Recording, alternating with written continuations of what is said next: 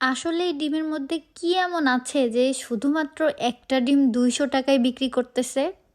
সেইটাই জানার জন্য এবং খাওয়ার জন্য গিয়েছিলাম খুলনার নিউ মার্কেটের ভাইরাল সেই ডিম ঘোটার দোকানে। তো এইখানে সাধারণ মুরগির ডিম ছিল 20 টাকা এবং হাঁসের ডিম ছিল 25 টাকা, আর যে বড় একটা রাজহাঁসের ডিম ছিল সেটা ছিল 200 টাকা।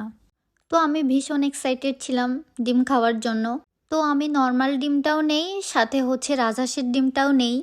যেহেতু নর্মাল মুরগির ডিম ও হাঁসের ডিম 20 টাকা 25 টাকা, আর রাজহাঁসের ডিম একটা স্পেশাল ছিল যার কারণে ওটা ছিল 200 টাকা। তো আমি দুইটাই ট্রাই করি। এখন বিষয়টা হচ্ছে আমি ভেবেছিলাম যেহেতু দাম অনেক বেশি আর কম অনেক বেশি ডিফারেন্স আছে দামের মধ্যে, অবশ্যই মানে এখানে খাবার কোয়ালিটির মধ্যে কিছু একটা ডিফারেন্ট থাকবে। বাট সে অনুযায়ী দেখলাম যে না, 20 টাকার ডিমের মধ্যেও যেই ফ্লেভার বা যেই স্বাদ ছিল এখানে 200 টাকার ডিমেও সেম।